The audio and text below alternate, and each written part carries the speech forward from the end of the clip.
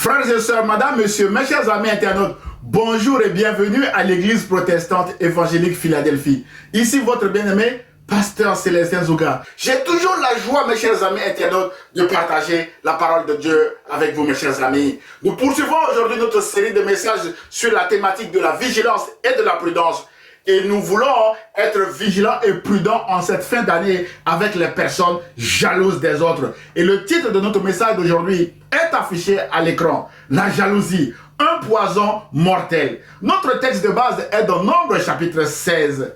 C'est l'histoire de la révolte par pure jalousie de Corée et ses compagnons de fortune, Dathan et Abiram, contre le ministère sacerdotal de Moïse et Aaron, mes bien-aimés dans le Seigneur.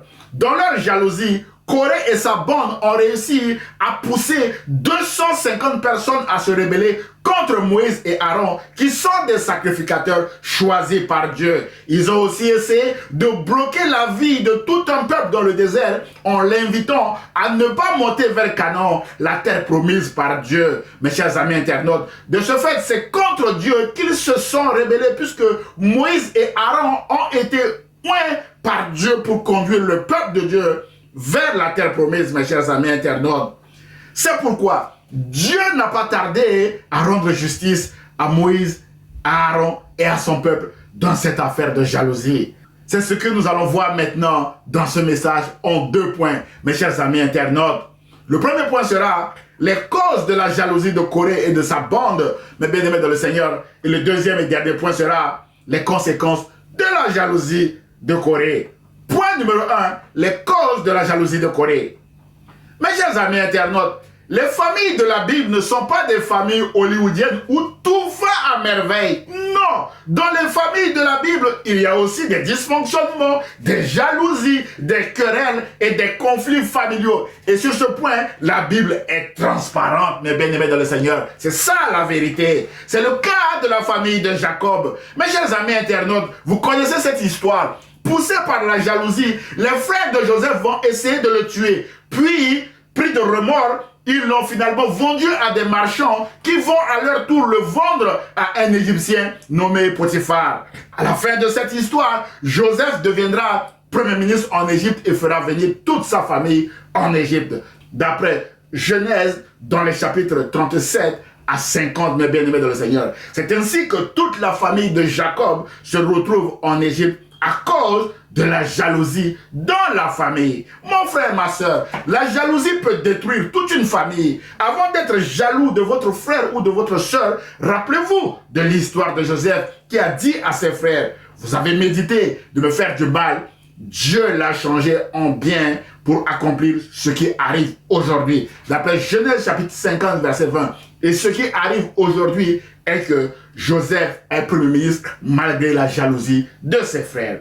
Mon frère, ma soeur, soyons prudents et vigilants parce que les personnes jalouses des autres sont partout, dans nos familles, à l'école, au travail et malheureusement même parfois dans l'église du Seigneur. Ils chercheront par tous les moyens à nous détruire. Mais la bonne nouvelle est que Dieu est fidèle et veille sur nous jour et nuit comme il a veillé sur Joseph. Mes chers amis internautes, l'histoire de la famille de Jacob va prendre une autre tournure après la mort de Joseph et de sa génération. Les petits-fils de Jacob seront réduits en esclavage en Égypte après des changements de législation sous un nouveau pharaon. Plusieurs générations de cette même famille vont souffrir à cause de l'esclavage et vont crier à Dieu. Dans son épisode de Buisson ardent, Moïse va croiser Dieu qui va l'établir comme libérateur de son peuple. En Exode chapitre 3 verset 10, l'Éternel dit à Moïse, « Maintenant, va, je t'enverrai auprès de Pharaon et tu feras sortir d'Égypte mon peuple, les enfants d'Israël. » Mes chers amis internautes, frères et sœurs, Dieu vient ici de choisir Moïse et de lui donner un mandat clair, faire sortir son peuple d'Égypte.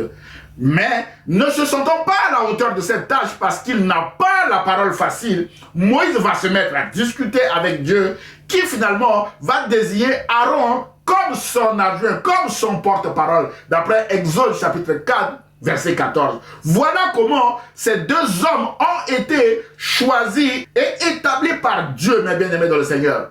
Sur leur arbre généalogique, Moïse et Aaron sont des Lévites, c'est-à-dire des descendants du troisième fils de Jacob, nommé Lévi. Nous rappelons ici que Jacob, leur père, avait 12 enfants, dont Ruben, le premier fils, et Lévi, le troisième fils.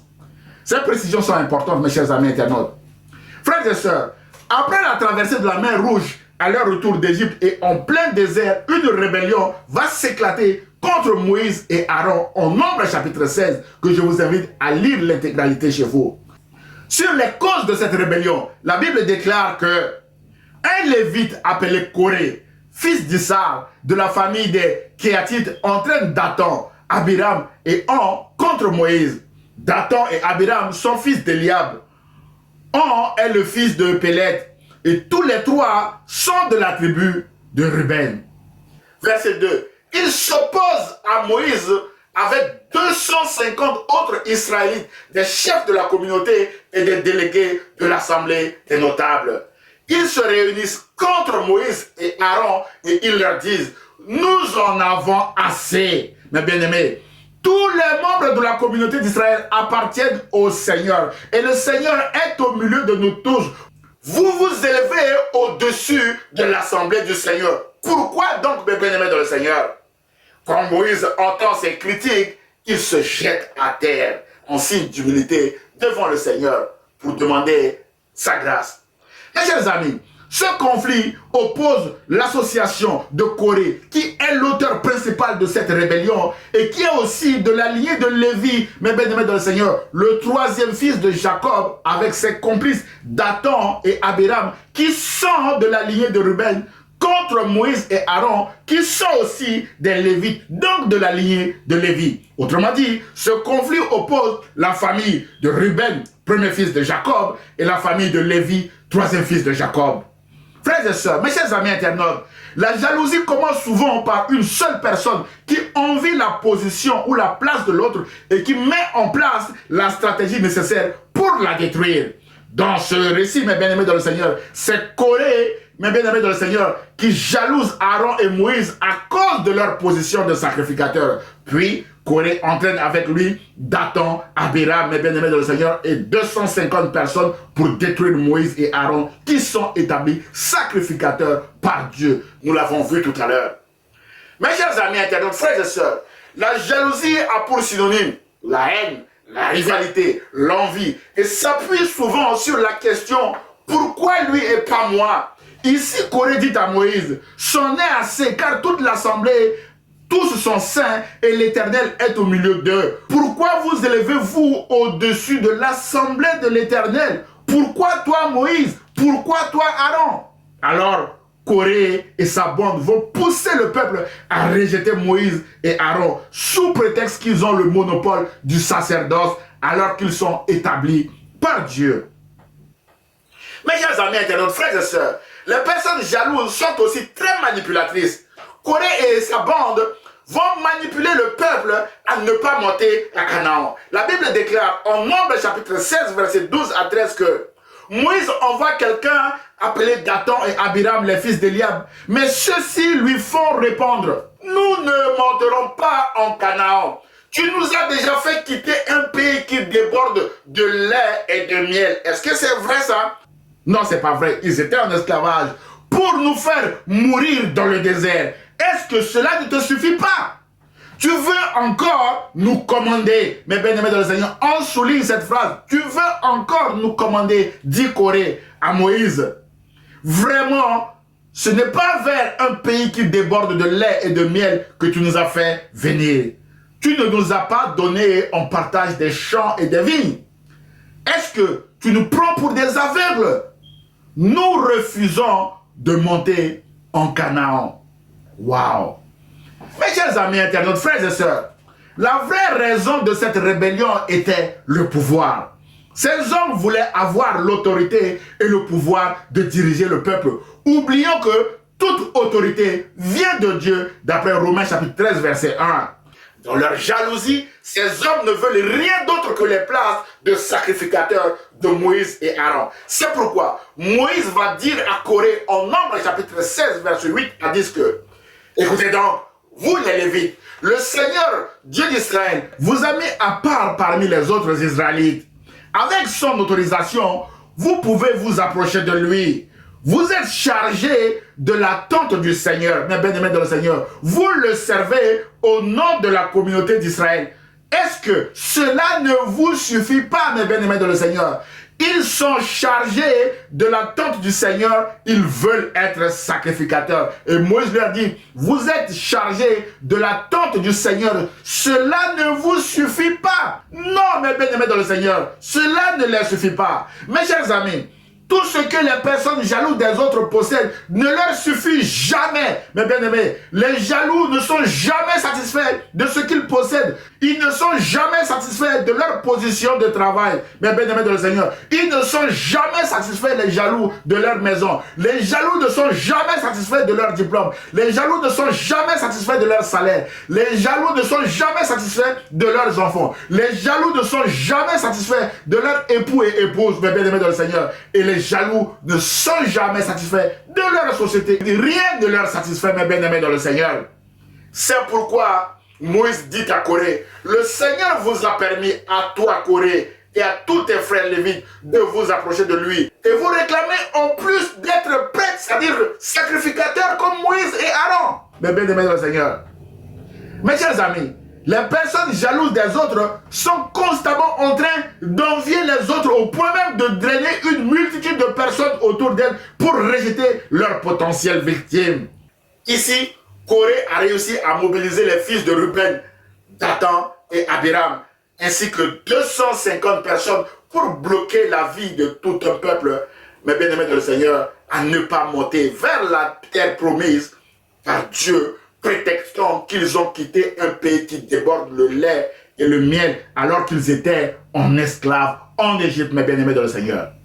Mes chers amis internautes, frères et sœurs, vous avez compris que les jaloux utilisent souvent le mensonge pour discréditer leurs potentielles victimes. C'est ainsi que Corée, Dathan et Abiram, aussi bien que les 250 personnes manipulées par eux, ont discrédité Moïse et Aaron devant le peuple en l'empêchant d'avancer vers la terre promise par Dieu, mes chers amis internautes. Frères et sœurs, Jésus a dit en Jean chapitre 8, verset 44 que les personnes qui marchent dans le mensonge ont pour père le diable. Alors, en marchant dans le mensonge, dans la jalousie, dans la rivalité et dans la haine contre Moïse et Aaron, qui sont des sacrificateurs établis et oints par Dieu, mes bien-aimés dans le Seigneur, quelles ont été les conséquences pour Corée et ses compagnons de rébellion? Mes bien-aimés dans le Seigneur, nous allons maintenant essayer de répondre à cette question dans la deuxième partie de notre message de ce matin, les conséquences de la jalousie de Corée. Point numéro 2, les conséquences de la jalousie de Corée. Mes chers amis internautes, frères et sœurs, personne ne peut s'autoproclamer serviteur de Dieu. C'est Dieu lui-même qui choisit et qui oint ses serviteurs pour la mission à laquelle il les appelle. C'est le cas de Moïse et Aaron. Mes chers amis internautes, Corée, Dathan et Abiram sont jaloux de Moïse et Aaron et ont voulu les détruire en organisant une rébellion visant à les renverser afin qu'ils deviennent aussi sacrificateurs à leur place, mes bien-aimés dans le Seigneur. Mes chers amis internautes, frères et sœurs, Dieu est fidèle. Point. Quand Dieu appelle un homme ou une femme à le servir, Dieu veille sur cet homme ou sur cette femme ainsi que sa famille. Autrement dit, Dieu veille sur ses serviteurs au même pied d'égalité sans faire de différence entre un petit serviteur et un grand serviteur. C'est ainsi que Dieu a veillé sur Moïse et sur Aaron en mettant fin de façon spectaculaire à cette rébellion due à la jalousie contre ses serviteurs, mes chers amis internautes.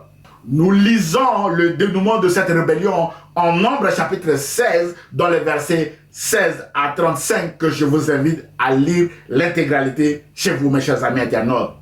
Frères et sœurs, Moïse va rassembler tout le peuple et va leur dire au verset 28, « C'est bien le Seigneur qui m'a envoyé pour faire tout ce que je fais, mes bien-aimés de le Seigneur, le sacerdoce. Je ne fais rien de moi-même, dit Moïse. Vous allez en avoir la preuve. » Verset 29, « Si ces gens-là, notamment Corée et sa bande, meurent comme tout le monde, si c'est une mort ordinaire, alors le Seigneur ne m'a pas envoyé. Mais le Seigneur peut faire quelque chose d'extraordinaire. La terre s'ouvrira pour les avaler, eux et tout ce qui leur appartient. puis ils descendront vivants dans le monde des morts. Dans ce cas, vous aurez la preuve que ces gens-là se sont moqués du Seigneur. Verset 31. Moïse finit à peine de parler que le sol se fond sous les pieds de Dathan et d'Abiram. La terre s'ouvre et elle les avale avec leur famille. Elle avale aussi toute la bande de Corée et toute leur richesse. Waouh! Verset 33. Ils descendent vivants dans le monde des morts avec tout ce qui est à eux et la terre les recouvre. Ils disparaissent ainsi du milieu de la communauté d'Israël. Verset 34. En les entendant crier, tous les Israélites qui se trouvent près d'eux s'enfuient. En effet, ils se disent, fuyons, sinon la terre va nous avaler nous aussi. Verset 35. Le Seigneur fait jaillir un feu et celui-ci dévore les 250 hommes qui présentent l'encens. Mes chers amis internautes, frères et sœurs, dans le dénouement de cette rébellion, Corée, Dathan, Abiram et leurs familles sont descendus vivants dans le séjour des morts à cause de la jalousie, mes bien-aimés dans le Seigneur. Les 250 hommes qui les ont soutenus dans cette rébellion sont morts aussi brûlés par le feu. Voilà jusqu'où la jalousie peut amener leurs auteurs contre un serviteur de Dieu, mes bien-aimés dans le Seigneur. En conclusion de notre message d'aujourd'hui, mes chers amis internautes, frères et sœurs, la jalousie est un poison mortel. Les mots synonymes de la jalousie sont la haine, la rivalité, le conflit, l'envie, l'inimitié. Vous pouvez rajouter ces mots chez vous, mes bien-aimés dans le Seigneur. La jalousie s'appuie sur le mensonge qui est le contraire de la vérité, mes chers amis internautes. Nous avons vu dans ce récit que Corée et sa bande ont menti qu'ils venaient d'un pays où coule le lait et le miel alors qu'ils étaient en esclavage, mes bien-aimés dans le Seigneur. Et ils ont monté ou poussé le peuple contre Aaron et Moïse à ne pas monter, mes bien-aimés dans le Seigneur, en Canaan. Dans le récit que nous venons d'étudier ce matin, mes bien-aimés dans le Seigneur, nous avons vu que la jalousie d'un seul homme, Corée, a entraîné sa propre mort, mes bien-aimés dans le Seigneur, la mort de ses compagnons de fortune, Dathan et Abiram, ainsi que les membres de leur famille et 250 personnes qui les ont soutenus dans cette rébellion. Aujourd'hui encore, mes chers amis internautes, la jalousie dans la fratrie, la jalousie au travail, la jalousie entre voisins, la jalousie dans une nation et malheureusement aussi la jalousie dans l'église continue de faire des victimes dans notre société. Frères et sœurs, mes chers amis internautes, l'arme de destruction massive contre la jalousie est l'amour. Dans son sermon sur la montagne, en Matthieu chapitre 5, versets 43 à 44, Jésus a dit, « Vous avez appris qu'il a été dit, tu aimeras ton prochain et tu haïras ton ennemi. Mais moi, Jésus, je vous dis, aimez vos ennemis, bénissez ceux qui vous maudissent, faites du bien à ceux qui vous haïssent et priez pour ceux qui vous maltraitent et qui vous persécutent. » Sous-entendu, priez aussi pour ceux qui vous jalousent, car il est écrit, à moi la vengeance, à moi la rétribution, dit le Seigneur en Romains chapitre 12, verset 19, mes chers amis internautes. Frères et sœurs, toujours sur l'amour, avant d'aller à la croix, les dernières paroles de Jésus sont aussi importantes que les premières qu'il a prononcées dans son ministère. Jésus a dit en Jean chapitre 13, verset 34 à 35, mes bien-aimés dans le Seigneur, je vous donne un commandement nouveau. Aimez-vous les uns les autres, comme je vous ai aimé vous aussi. Aimez-vous les uns les autres. C'est à cela que tous reconnaîtront que vous êtes mes disciples. Si vous avez de l'amour les uns pour les autres. Fin de citation de Jésus. Mes chers amis internautes, frères et sœurs, le récit que nous venons d'étudier ce matin est impressionnant. Nous avons vu la délivrance spectaculaire, mes bien-aimés dans le Seigneur, de Moïse et Aaron entre les mains de ces hommes jaloux, notamment Corée et sa bande, mes bien-aimés dans le Seigneur. C'est pourquoi abandonnons la jalousie parce que c'est un poison mortel et aimons-nous les uns les autres comme Christ nous a recommandé, mes bien-aimés dans le Seigneur. J'ose espérer que ce message vous a fait du bien. Alors, commentez-le, aimez-le et partagez-le à vos proches, mes bien-aimés dans le Seigneur. Que Dieu vous bénisse. Prions le Seigneur. Seigneur Jésus, aide-nous à pardonner du fond de nos cœurs à ceux qui nous ont fait du mal à cause de leur jalousie. Et nous prions aussi que, Seigneur, tu puisses nous rendre justice, Seigneur, comme tu as rendu justice ici à Moïse et à Aaron dans ce cas de jalousie. Seigneur, sans toi, nous ne pouvons rien faire. Raison pour laquelle nous te prions, ô Jésus, de nous aider à nous aimer les uns les autres afin de ne pas basculer dans la jalousie qui est un poison mortel. Je prie au nom de Jésus et l'Église protestante évangélique Philadelphie répond. Amen. Frères et sœurs, mes chers amis internautes, si vous avez aimé le message, merci de le liker et de le partager à vos proches. Vous pouvez également m'envoyer un mail d'encouragement, vos sujets de prière, voire même des questions ou remarques sur le message à église-philadelphie78500@gmail.com. J'aurai le plaisir de vous répondre. À dimanche prochain, à 10 h sur la page Facebook ou la chaîne YouTube de l'Église protestante évangélique Philadelphie. Et ce, si Dieu le veut. À très bientôt, mes chers amis internautes. Au revoir.